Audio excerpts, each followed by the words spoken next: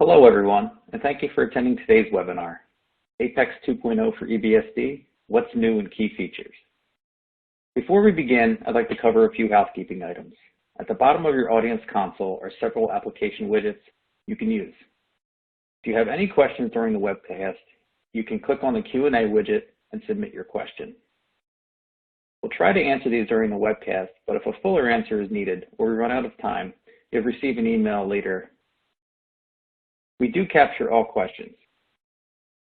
A copy of today's slide deck is available in the resource list widget that looks like a green folder. You can expand your slide area by clicking on the maximize icon in the top right or by dragging the bottom right corner of the slide area. If you have any technical difficulty, please click on the help widget. It has a question mark icon and covers common technical issues.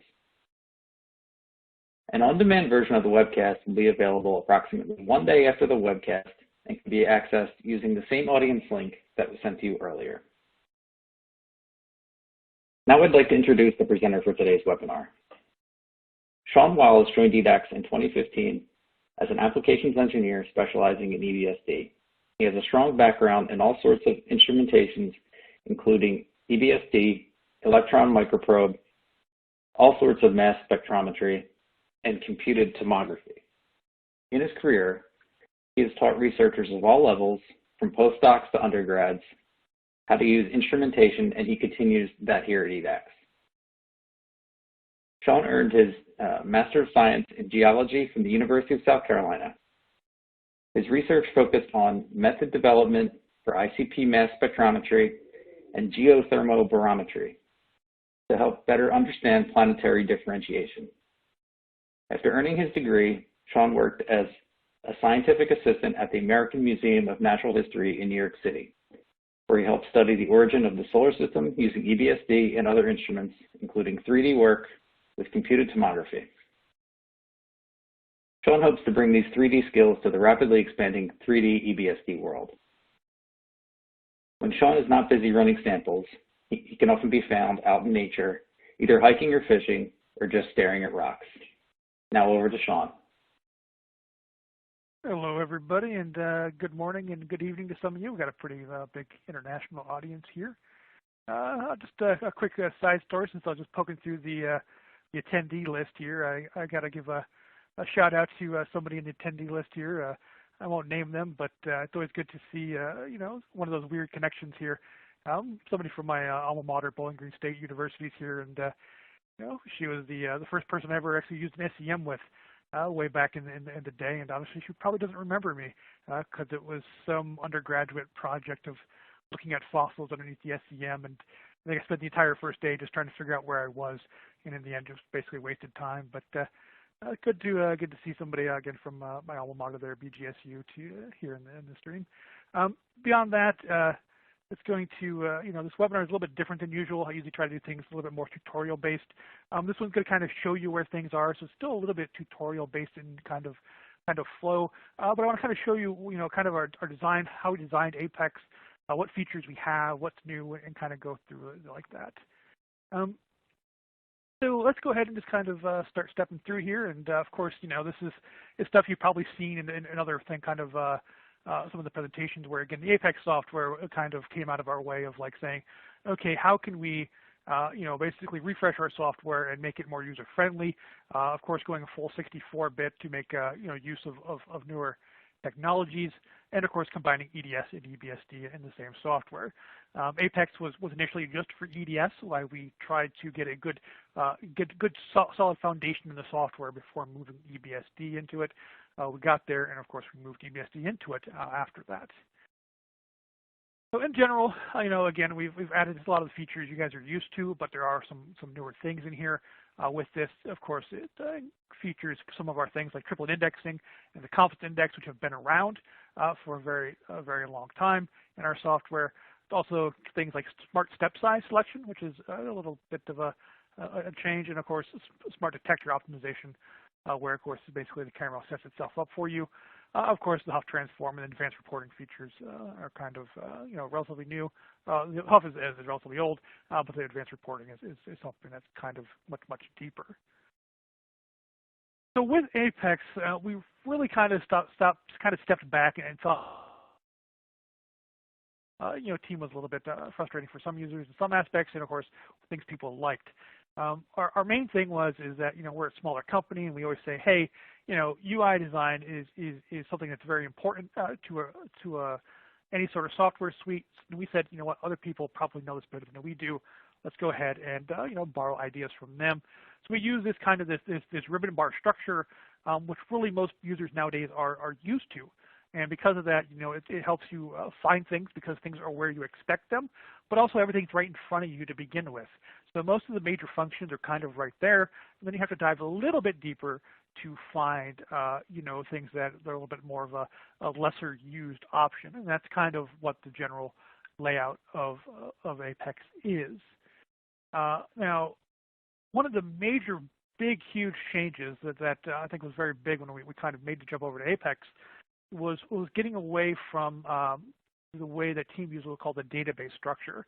The database structure had some good things, but it had a lot of bad things that kind of made it a little bit more difficult to get your data where you wanted your data and to play with your data how you wanted to. So with that, we kind of thought about how could we kind of get away from this. And in the end, we chose this format called the HDF format. It stands for Hierarchical Data Format. It is basically just made for holding a lot of data. And we said it makes it also much more easier to move data sets around. So with that, we kind of said, okay, this is what we wanted. Now, some of the advantages of this is that you can basically put the data wherever you want. So you can specify a drive, you can put it in a specific location, you can do, again, whatever you want with it. Of course, you can name the project and go with that, but it's also basically, there's no importing, there's no exporting, it's just the file. You move that file around, the file goes with you. So it makes it nice and really easy. And it's also, really kind of movable between things like OIM analysis and things like that. There's no opening up a file, saving a file, it's just the file. And again, some of the reasons for this is it's highly easy to organize and portable. So it allows you to see the data structure itself or importing into other programs. So on the right-hand side, it may be a little bit small. There's a program called HDF View, which essentially shows you all the information that's inside of this file. So again, you can pull the data out. You can look at the specific data. You can move that data into other existing programs. Of course, there's a lot of these packages already exist for opening these HDF files in many closed or open source data analysis programs like QGIS, Python, MATLAB, IDL, R, Mathematica, and then there's probably dozens and dozens of others. So again, it's a highly kind of flexible format, just kind of moving data around and opening it relatively straightforward in different data analysis packages. Again, major kind of change. One of the other minor changes that is actually really big is this idea of being able to switch back and forth between samples. Again, the way with the database kind of approach worked, you could not go back to a previously sort of sample and have the data collected underneath there. With Apex, when you have this project tree open, on the bottom left-hand side there in a little red box is a sample button, which basically lets you choose between new samples. So if I go back to sample A, I can go ahead and collect data underneath that data node. Again, it's small but big at the same time. It allows cleaner projects, so you don't have a whole bunch of sample nodes, like 1-A, 1-B, or whatever. And it also prevents disassociation of data. So if I go back to a data set later on, I can make sure that I'm back on that sample and have it in that project instead of having maybe multiple projects open for the same sample. Again, very quick way of making sure your data is not being disassociated. Again, I come from the museum world. Data dissociation or just dissociation in general is bad because, again, you have data that you don't know where it came from. So this really helps you kind of make sure that it goes through there. Now I'm going to start talking a little bit about, again, the workflow of Apex EBSD and what we've done. So what we've done is we've gone with this tab structure, right? So we've got the tabs and then the ribbons. The tabs that exist for EBSD are basically a camera tab, a pattern tab, a scan, a phase, a Hough, and a calibration. Each one of these kind of tabs is meant for a different purpose. And each one of these purposes have different workflows and different layouts built around that to basically focus on what you need to do. So things like the camera tab will focus on the camera and background optimization. And I'm going to go into detail on each one of these tabs in this webinar. The pattern tab is basically for single point work. If I'm doing like diffusion work in geological materials and I'm doing FTIR and I need to know what axis I'm on, I can go ahead and do the single point work. Of course, my Scan tab is probably where most of my work is done. That's when I'm doing mapping or montage mapping, getting large area kind of things. And of course, I have this Phase tab. And this Phase tab is a little bit newer for us. And it basically combines EBSD and EDS in the same tab for easy phase analysis. And there's a lot of small features built into this kind of tab that really kind of helps you pick and choose to figure out exactly what phase I have. And then the final two tabs are a little bit more the in-depth stuff. The one is called the Hough Tab, and then of course the other one is the Calibration Tab. The Hough Tab is basically meant for optimizing Hough parameters. And then again, this is one of those things where, when something's going a little bit wrong, you go ahead and hop into this Hough tab, bounce around it, make some changes, see how the indexing does, and then maybe run a full map that way. And then, of course, here's the Calibration tab. And of course, the Calibration tab is basically for calibration. So it's where we keep things like the references, and of course what we call the pattern center calibration. And again, I'm going to talk about that and some changes that we made to that because people are honestly using EBSD differently than they were 10 plus years ago when Team came out. And because of that, there's different calibrations for kind of different things, and it makes it easier to kind of bounce back and forth instead of doing full recalibrations. Somebody asked, can I move data back and forth between Team? You can import data from Team. You can't go the other way. There's a little program we made to kind of allow that to happen. So in general, there's a couple things that are common between almost all the different tabs, and some of those are going to be the smart camera optimization. These are basically just automatic setup routines to optimize your detector for specific applications. So if I'm doing EDS count, it's going to slow my camera down to make sure I get a good high-quality pattern, but I'm also getting enough time to get high-quality EDS data as well. And then, of course, I have things like ultra-fast and fast, which is more for just speed. Again, these are all going to be context sensitive depending on where I am in the user interface. If I am, in the pattern tab, it's going to be a little bit different than if I'm in the scanning tab. And of course, manual setup is available anywhere, which really kind of allows you to set up the camera specifically if you wanted to. I will tell you, I almost never use the optimization routines. While some of our customers almost always use these optimization routines, and I think it kind of depends on what you're more comfortable with.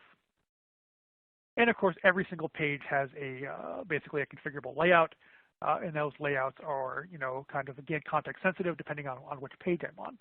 Of course, you can kind of define your own layouts and save them. And of course, almost every window can be moved, resized, floated, moved to a whole separate monitor. Again, you can do pretty much whatever you want with this kind of these kind of layouts we do. It's one of those nice, very, very nice things. Like here in the office here, I have this nice kind of this dual curved monitor setup where I can bounce back and forth, move things around, and just kind of have fun. So let's go ahead and start diving into these tabs, talk about where things are and kind of the workflow with these. And again, some of the hidden features that may not be readily apparent. And the first one is going to be the camera tab. Here's the general layout of most of these tabs. You can see on the left-hand side, they're all going to start with this acquisition side. This acquisition side is going to be basically your image collection parameters as well as what the image is. So here in this case, here I have the SEM. We also will have the force scatter detector and of course Prius. So on that pull down on the right-hand side, I go ahead and pull that down. All these options are available for me to make, hey, what kind of image do I want? The pull down on the left-hand side with the collect image button will change things like your matrix size. So if I'm doing like a 512 by 400 or a 256 image, I can go ahead and do that. Next to that is going to be basically my slide. This slide tab is basically moving my slide in, pulling it out, stopping it. And of course, in the end, I have a little bit finer control if I need it. And of course, here I have the kind of the pattern to general. So this is again the camera optimization. I can tell it to give up external control, go ahead and capture an image, or of course on the right-hand side you can see the best pattern. So again, that best pattern one is going to be that camera optimization routine. So for most cameras, that's going to make sure your gain is 0, and of course you're at your lowest binning, and you get a nice, pretty picture in the end. The external control button is nice because again, if you're working with this camera optimization, you're often doing backgrounds.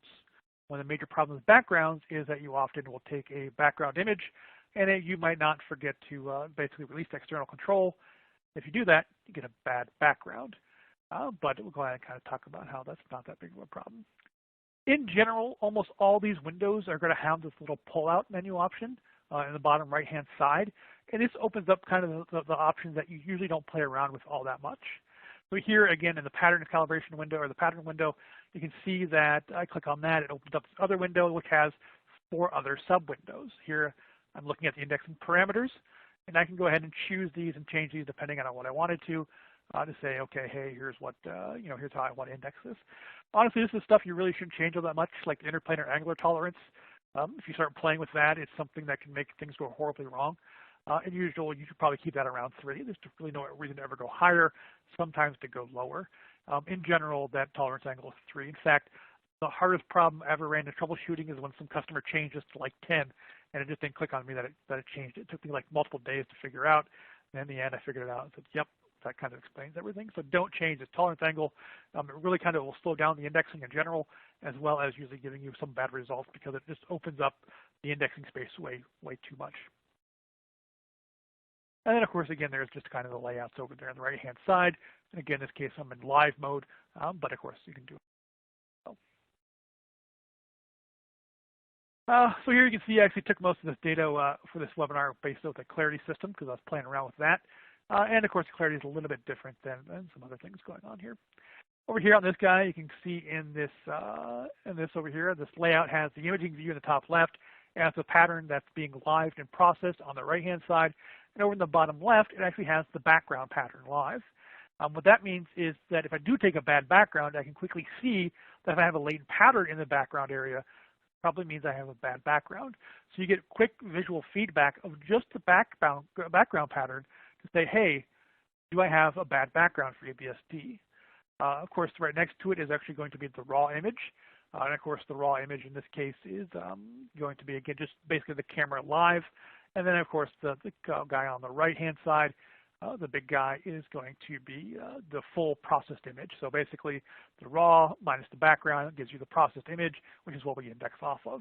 So again, very quick visual cues to see how the pattern looks raw, how the pattern looks with the background, and of course, how the background looks. So again, very quick features allowing you to see, again, if I correctly optimize my camera.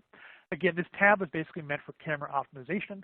You could do almost all this work in the other tabs as well, but this one has some views here that really help you make sure that you're getting it right.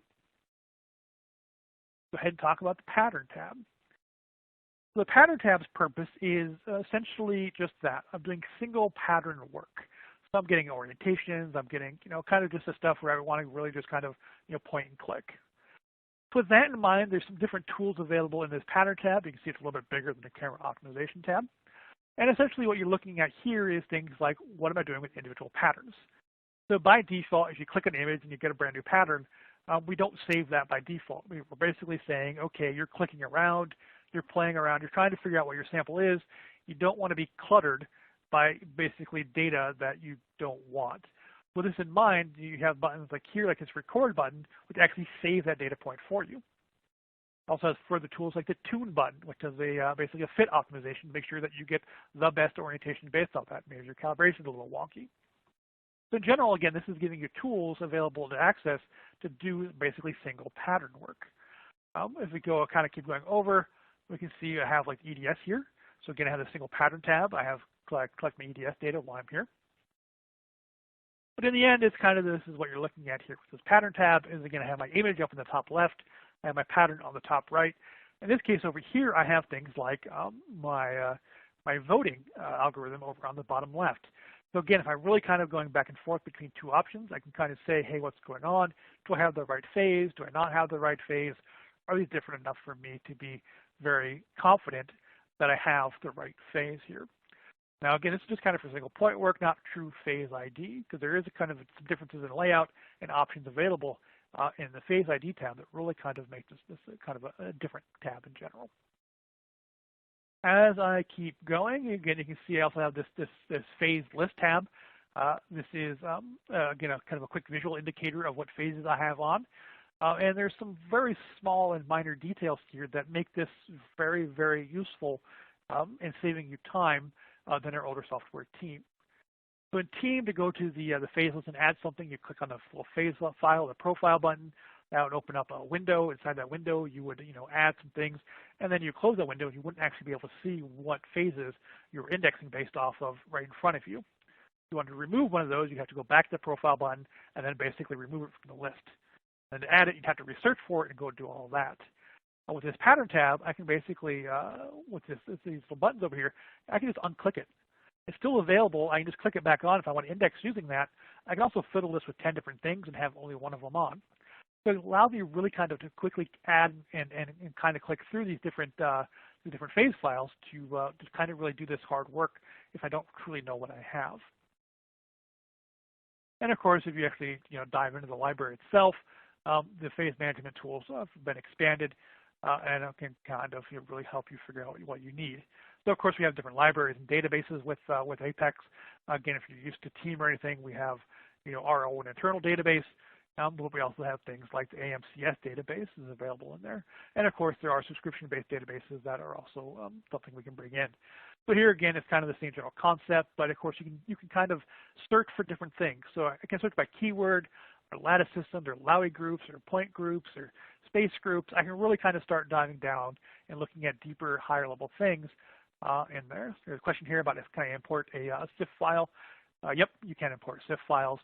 You can import AMCS files, and there's a couple other different file formats that can be brought into to our phase management software.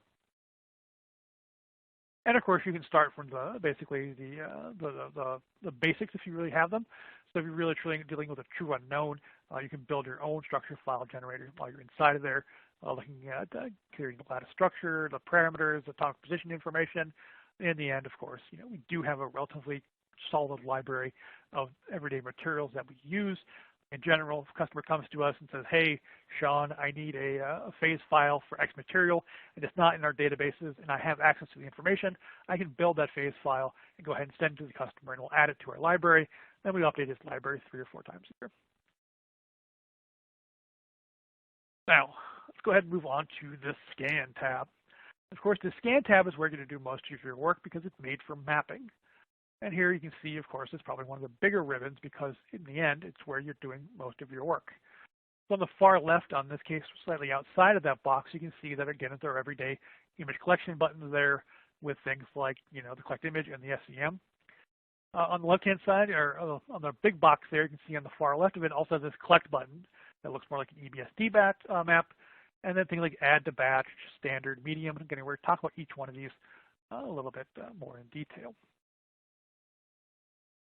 When I pull down this standard button, this is where I basically choose what kind of data I'm collecting for this EBSD map, or not quite map. In this case here, I can do what's standard. This could be my everyday map. I can also do what's called freeform. This is where maybe I have a very weird kind of area. I want to avoid it in general. I can basically draw a freeform line around it, and I only do a certain subsection of that image. I also can do a line scan. Some people, there's methods out there that exist for doing grain size by line scan, so I can just do a line scan or a series of line scan and use that data in the end to get the information I need. And then, of course, there is the Montage button. And that Montage button, we're going to have quite a few slides on here in a bit. Of course, next to this button, there's the other pull down that has basically the size functions. This is basically this what we call the smart size step size selection, where it goes coarse, medium, fine, or of course manual. What this does is there is based on your field of view and your magnification, we essentially choose a value for coarse, medium, and fine to get the level of data that you need. In general, the fine one tends to be around like 1 million data points. The medium tends to be, I think, around 300,000, and the coarse, I think, tends to be around 30,000 data points. So again, it gives you this range of data to quickly kind of set it. But of course, in the end, you do have the manual option. Now, of course, when you're choosing these step sizes, the biggest thing that usually changes is your data collection time. Now, if you look over there a little bit further to the right, you should probably put a box around this. You can see it says 3 minutes. So right now, based on my camera parameters and my field of view, I have around 3 minutes of data collection time. Again, if I change this, it's going to, of course, take longer. So again, anytime I do EBSD, basically if I cut the step size in half, my time goes up by a factor of 4. Right now in this example, I'm at 3 microns. If I change this to 1.5-ish, I would, now be around 12 minutes of data collection instead of 3. And of course, I was basically a little bit ahead of myself there, but here you can again see that in a little bit higher detail. So again, it's just kind of this slideshow here. Of course, I also have this little bit, again, these have these little pull-out menus. In this case here, this has the scan settings. Here you can see it's the standard type, resolution medium, and points. What this is useful for is if I wanted to do maybe like a 40 by 40 micron area, be consistent over many, many data sets, I can just type that in here. So it says X size, Y size, I can actually just click on that. As I go over here to the other tab, I'll put over here is basically just higher level functions, right? Do I want to save patterns? Do I want to do EDS at the same time? Do I want to turn my beam off? These are just kind of settings, again, that sometimes I use, sometimes I don't, but they're there if I want to, and they're slightly hidden here. But they're not hidden if I don't want them to be. So in general, if I go over here to this tab on the right-hand side, I'm in this details view, the scan tab is just always up there, and that just basically means, hey, the information is there for me to change if I want to. So again, this is where the usefulness of the layouts exist, is maybe I just always want that open, change my layout, it's always open. So again, nice and straightforward kind of thing with that. I think this might be slightly out of position here, but this works. This is going to be the montage kind of map area. So if I'm over in this montage, or not montage, I'm actually ahead of myself here. One of the other options with this is we've added batch processing, or batch data collection. So what batch data collection is basically discrete, non-continuous mapping. So I can go top left corner, move my stage to the bottom right, move my stage to the middle. But in the end, we can go ahead and, kind of do these discrete areas. So in the end, I kind of make this big giant batch list. And from this batch list, I can, again, do large runs like things like overnight. Okay, I got a question here from asking about the PC shift. He saw that if I go back a couple slides here, I think it was this one. And you can see over here this PC shift, there's a geometric and a fitted version. Essentially, the fitted version, there's two ways of doing the PC shift. One, you basically just do it on the geometry and the magnification and say, okay, hey, we're good. The other one is you can basically calculate it and go basically a line scan down and look how the PC shift over the direction. You can also do it left to right. And based on that, you can basically do a curve fit to the PC shift. We've found in general that there's a little bit of a difference depending on your magnification of which one works better. So some users like the geometric one, some like the fitted one. It's an option that kind of exists there. Go ahead and go over here. Now, of course, with this batch mode, we also have this montage large area mapping. Now, this is essentially use the stage movements to do a very large field of view, and of course, automatically stitches your data in the end. And the nice thing with this is it actually has a built-in setup wizard now that kind of walks you step by step. I will tell you sometimes it feels like half my job is helping people with these montage maps to kind of make them better and better.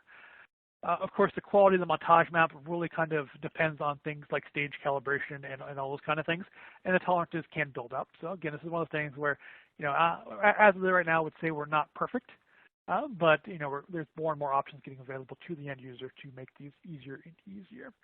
And that was kind of one of the purposes of this whole thing here. So we made this basically step-by-step way of going ahead and figuring out, how I want to set up these large area maps. So in the top left-hand corner, you can see there's actually step-by-step instructions saying 1, do this, 2, do this, and numbers kind of follow through. In general, what you're doing is you're taking a top left image and a bottom right image. That kind of defines your field of views. And then you're choosing a top left point in that image and then a top bottom right point in the other image, which is to kind of set your limits of the area you're doing. What happens with that on the right-hand side is you can basically see it sets up basically a pseudo image of what's going on. So here you can see I'm basically doing a 4x2 kind of area map, but in the end, I can see I'm almost not quite in that fourth field of view. So if I wanted to, I can move that bottom right corner in a little bit, and in the end, if I did that, I would no longer have that fourth field of view that I don't really maybe need the data for. Now, with that, there's actually some other things that kind of built into here that can really kind of help you. One, there's this preview image button. And what that does is says, hey, let's make sure everything's right before we go ahead and do this, because usually if you're doing montage maps, they're going to be a little bit longer time period. What this does, it basically just goes through and takes an image of each field of view and then prints it up there in the top right-hand side. So if I did this, it would go to the top left and basically fill in the scan area that I'm taking of up in the where it says number 3. And I can save that image by itself. So this tells me maybe if I have, maybe my stage isn't calibrated right and I have a little bit more overlap than I want. This again tells me this before I collect a large area map. You also see I have the ability to oversample. And what this does is basically says, I don't want this saved as one giant map. Just kind of give it to me with a little bit of overlap on it. And then I can do what I want to with the data afterwards. So again, this just says, hey, maybe I don't trust my stage. Maybe I don't, maybe, again, my sample's a little bit large. Who knows what's going on? But this is one of those kind of those error check functions that allows you to say, okay, maybe let me take a step back. Let me oversample my data, and then if I want to, I can hand stitch it. And then, with that, there's also this area down here that has a little bit higher level information like stage tilt, pre-tilts, what we call tilt offset, and then, actually what we call the final sample tilt. The reason we added this is, honestly, this is one of those things where if you're doing a lot of these montage maps, you'll find out that, the stage says it's tilted 70 degrees. It probably is tilted 70 degrees, but there's enough tolerances built up between your sample and how the sample is mounted and all these things, you can sometimes be off by a degree or two.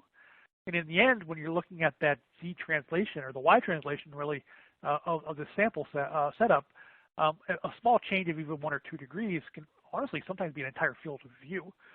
So there's ways of calculating, how big this actually, what your actual tilt is. And honestly, if you're doing high quality maps, you should actually be measuring your physical tilt by using trigonometry.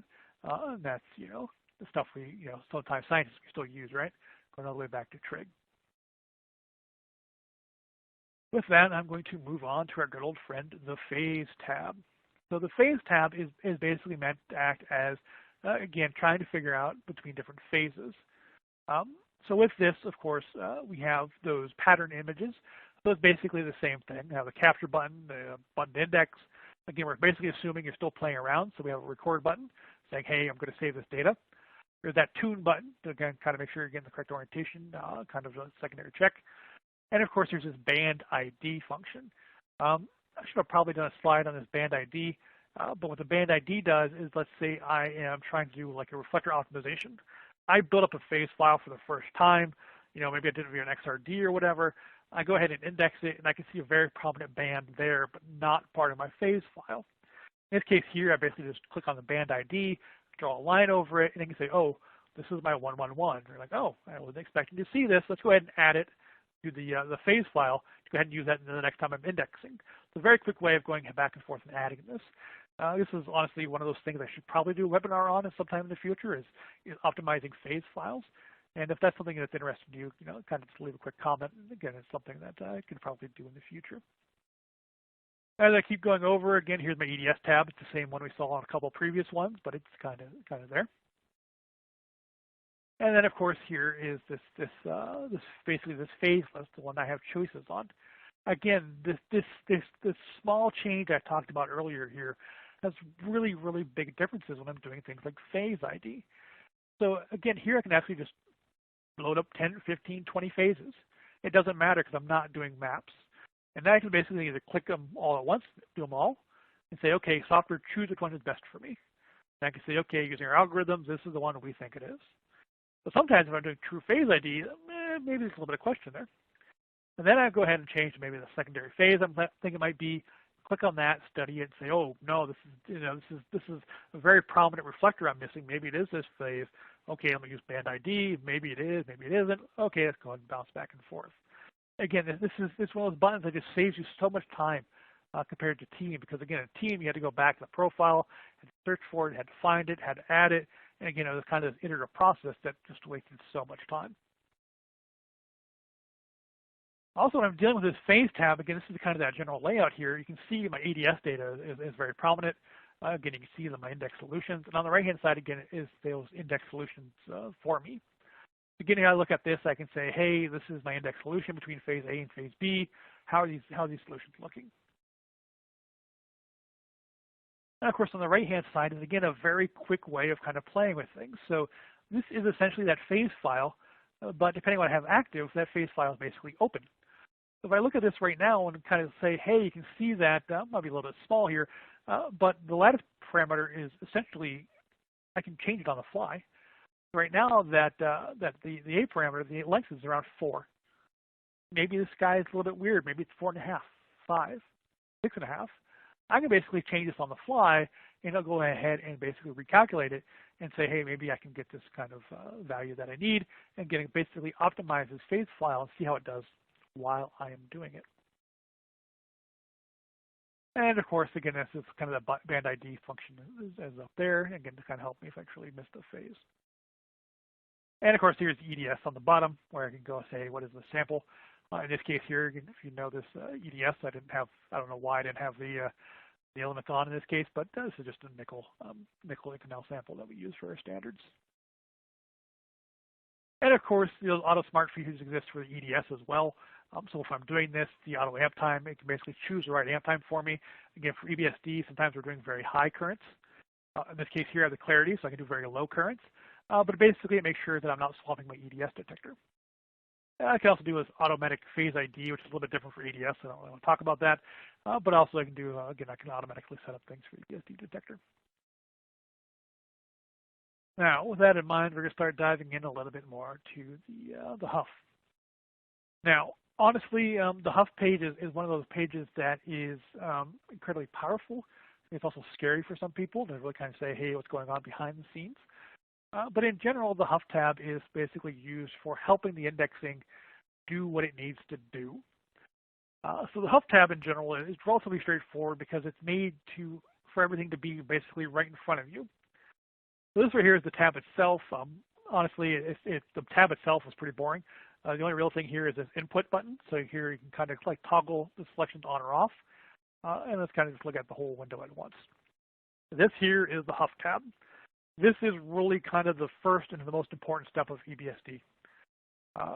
What this Hough tab does is it says, okay, I need to find the lines to be able to index. The Hough is the kind of thing that guides the finding of these lines. Over here on the right-hand side, you can see that the process pattern exists and it's indexed.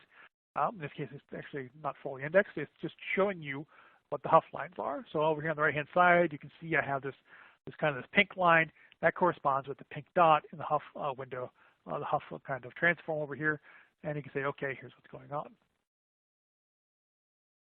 Again, if you actually look at this on the left-hand side, I usually have this as kind of this full screen over here. This is all of our options. Again, I probably should have zoomed in on this, but this is the options where I choose things between like how many bands do I need? What magnitude does this band want to be? You know, I have weak bands or strong bands. I don't want weak bands, then go ahead and get rid of them. And of course, there's things like vertical bias. Honestly, again, this is a tab that sometimes I spend a lot of time on. Sometimes I don't ever touch it, depending on what I'm doing. If I'm doing nickel, whatever, defaults work. And honestly, the most important button there is right there on the bottom. It says Restore Defaults. So if you play with this, and in the end, you don't know what's going on, just press on the default button. It goes back to the defaults, which work for most things. Now, where the Houghs tend to break down is going to be on lower symmetry materials. So I'm a geologist, working with lower symmetry materials. What happens is that you have a lower symmetry, which usually requires more lines. By default, we usually work 7 lines, which works great for most FCC materials. But again, if maybe I'm doing a hex-based material, I want to go to maybe up to 10 lines, or even 11 or 12. Again, sometimes just more is better. I honestly probably use more than I usually need to. But of course, remember, if I start adding more Hough lines, it kind of starts to slow down the indexing algorithm a little bit. So if I do have, a hex-based material, I'm trying to run 12 lines, I'm doing a lot more work now computationally, so things don't quite go max speed. But of course, again, that's kind of what the Hough tab is for. Again, you can spend hours kind of learning the Hough tabs and everything they do on it. It's one of those things that's very in-depth, but honestly, most users probably don't fiddle with it all that much. And then, of course, the Calibration tab. Now, the Calibration tab is something that used to be a little bit more hidden in our software. Now, it's not quite as hidden as it used to be.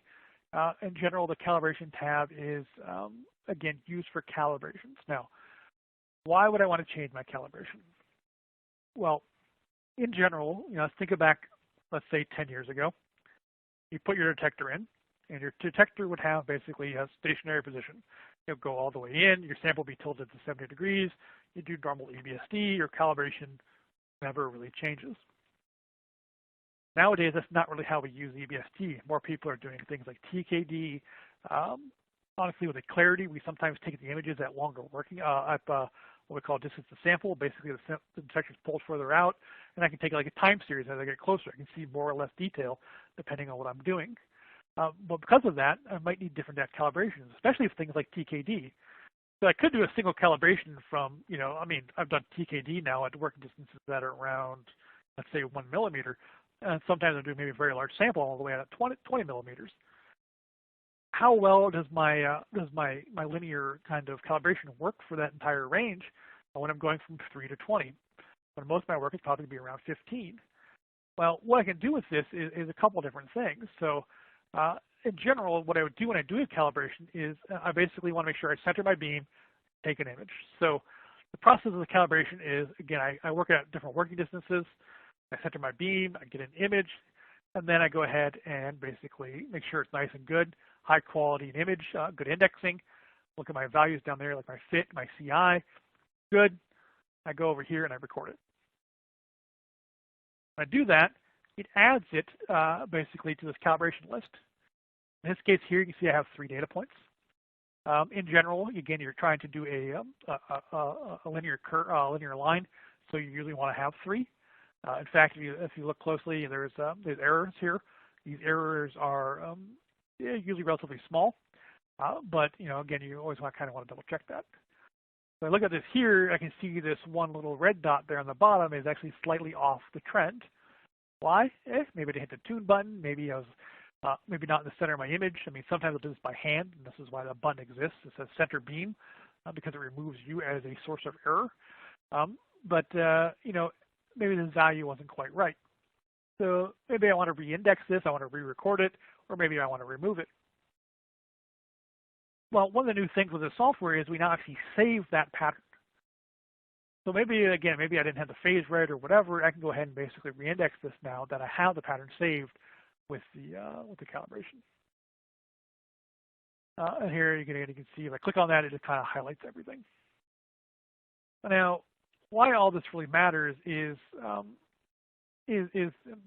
right above here. I should put a box around it. There's a little thing that says, basically calibration, and right now I think it's a clarity. Now, again, I work in a lab. You guys don't have 5 EBSDs laying around. I do. So sometimes I'm kind of switching back and forth between cameras. So I might have a clarity calibration or a Hikari calibration or maybe a velocity calibration, depending on what I'm playing with that day. But in general, again, those are pretty set. If I have one camera, my calibration is pretty set. But again, if I have that doing TKD at very low, I can make my own TKD calibration instead. Again, a very nice, quick way of kind of dealing with these kind of specific calibration issues that I deal with. Again, like things like the clarity, sometimes I don't put it all the way in. I can go ahead and have one set and maybe a little bit further distance from the sample itself. And of course, with this, we've also done some advanced reporting functions. This is just kind of a quick, easy method of presenting the data. All this now is going to be template-based on this. So basically, you can just kind of quickly move data in and out. And most of this data is going to be run through OIM Analysis. So anything we have here that these OIM Analysis templates are basically what drive the EBSD reporting functions in Apex. So again, it's all going to be template-based. So you go to OIM Analysis, make a template. You point Apex to the template, and then the end is kind of just spits out reporting functions. Now, I'm going to kind of wrap up here with kind of covered what I wanted to with the kind of the workflow of Apex. But since I have an EBSD audience here, I want to tell you about some new features that we are going to be releasing in OIM Analysis 8.6. Again, one of the things we take pride in is that OIM Analysis is always kind of moving forward, right? We're always adding new functions. We're always adding, things that may seem small, but in the end, it makes us, basically our data analysis package better for you so that you can look at things in different ways. Since the release of 8.5, again, the 8.5 release was really dictionary indexing, what we call OIM Matrix. With that, we've added a little bit of a further refinement to that called dictionary indexing orientation refinement. I'll talk a little bit about that and why it matters. And then this is one of those things that's kind of been in the community for a long time, but something we haven't really felt comfortable with is parent grain reconstruction. Now, with a lot of people doing a lot more work in this parent grain kind of world, we spent a lot of time behind the scenes working with different algorithms, refining different algorithms that exist out there, and we feel good enough now to basically release a parent grain reconstruction method, and that's something I'll talk about here in the end. And of course, the release target for OIM Analysis 8.7 is going to be either end of the year or early Q1 2021. So again, this is something we're looking at getting out to you guys. So what is this dictionary indexing with orientation and refinement? Well, for the dictionary indexing, you're basically building a dictionary. The dictionary you built at is going to be set at a certain degrees, and these degrees are basically how often I take an image of that dictionary, of the master pattern, to build my dictionary. And because of that, what happens is when you index, you're not truly indexing the precise orientation. You're indexing these, what I call discrete orientations. So if you look on like number 2-degree guy over here, if you look at it, there's a jump in color where there's deformation or maybe a slight change in the orientation, but it's just there. You're either at 2 degrees or you're the next slight disorientation difference. If I'm looking at things like like deformation, that doesn't really work all that well because maybe my deformation is actually less than 2 degrees. So I really need to kind of think about what I'm doing here with this dictionary. Now, of course, I could build this dictionary at 0.1 degrees. I would tell you don't want to do that because then your dictionary is going to be so huge, you're going to sit a week to build the dictionary. What we've done with that is we've basically made this refinement technique that allows you to basically, instead of being discrete steps, does a further refinement after the fact to make sure that it's a final tunage kind of thing and get you closer to the actual orientation that you have. Again, usually within that 0.1 degree kind of level. So down here, again, you can see that your missed orientation plots depending on these guys. So over here, you can see the orange guy. Again, very discrete, right? You're either 5 degrees off, 10 degrees off, or you're not. In the end, it's kind of a smooth curve. It's more like the red line here. So again, this is one of those things that we added to the dictionary method. The other one I don't want to go too deep into because, again, it's relatively complex and it's not really kind of the purpose on this. This will probably, I think Dr. Stuart Wright is thinking about doing a webinar on this, but I will not say for sure because, again, I'm not sure he's going to. But essentially, when you're looking at this parent grain reconstruction, some materials will go underneath phase changes. These phase changes will be between phase A and phase B. When this happens, you will have multiple orientations of basically one parent grain will become very many child grains. Those child grains will have an orientation relationship based off of that parent grain. So if I wanted to basically say, hey, what parent grain do these come from, there's different methods of basically going backwards. So here's a good example of this. This is an example that Dr. Wright gave me to kind of show to you guys. This is a TIE 6 sample. Here you can see that in general, there's about 2% of this beta phase left after a treatment here. And in the end, again, this is basically what I'm going to start looking at to kind of rebuild this parent phase. So here's the retained beta phase that I can see left. If I look at it, you can kind of see that I can kind of infer that there's big grains here that were built off of this parent grain. Basically, can I reconstruct it based off of this? And that's what this algorithm does in the end, as it basically says it's retained kind of thing and builds the reconstruction based off of that. So in general, it does a pretty good job of kind of doing this in things, but there is going to be some small changes because, again, of things like color gradients based off of strain inside the grain gives a little bit, again, changes of what the orientation is. In the end, I can use this data to rebuild grain maps and things like that. So here again, you can see the child to the parent. I can basically say, maybe I want a grain statistic based off the parent grains instead. I can go ahead and actually build these off of this kind of grain-based information.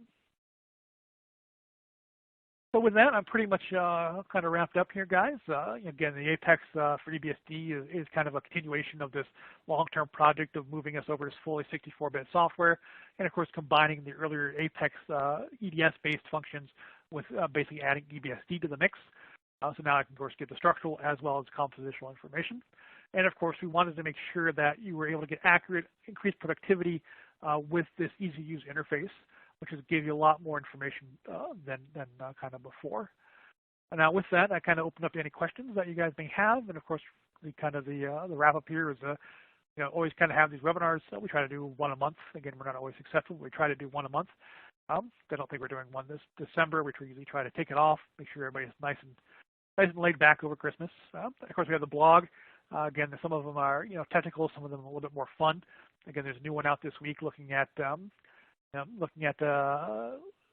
cars, and I'm wondering if they're how safe they are to let your kid play with. And of course, we have our videos and LinkedIn and Twitter and all that kind of good stuff. So again, at this point, I kind of open up for questions and kind of go from there. So let's see. I got a question here about what tool changes have been done in the EBSD merge data from different scanned regions. Basically, that's all going to be more of an OIM analysis question. You can, this tutorial is based in there how to do this, but I don't think there are any major changes in the actual merging of data depending on how you want to do it. Also, the second question here, please share some insights on sample prep steps and surface appearance, especially when we want to collect strain maps. Get rid of residual strain stresses. Yeah, I mean, there's this is one of those things where going finer and finer and finer level of kind of sample prep steps is going to be key. Getting away from those earlier steps that are damaging very deeply. Honestly, this is also one of those times where getting away from mechanical polishing in general can be relatively good. Doing things more like broad beam ion can give you a little bit better of a true sample kind of appearance here.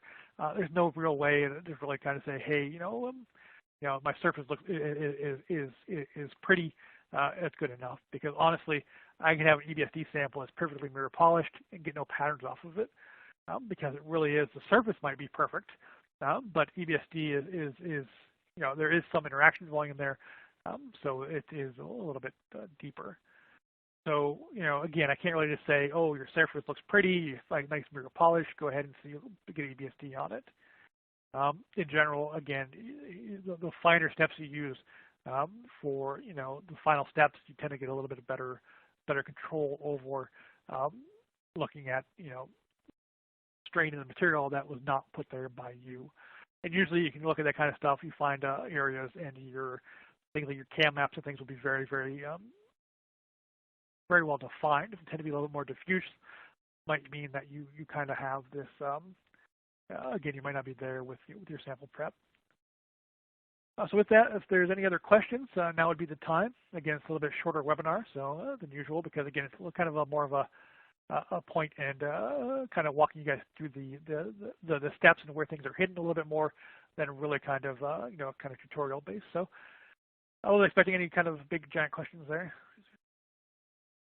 Question from here: is there an easy way to rotate a scanned data set so that future displays are 90 degrees clockwise with respect to the original acquisition? You can do an OIM analysis, relatively straightforward. You can also, let's see if I have that kind of hidden maybe in the background of one of the slides here. Give me a second. I'm looking for one of the calibration slides. Yeah, I have one that zoomed in a little bit more. Let me see here. I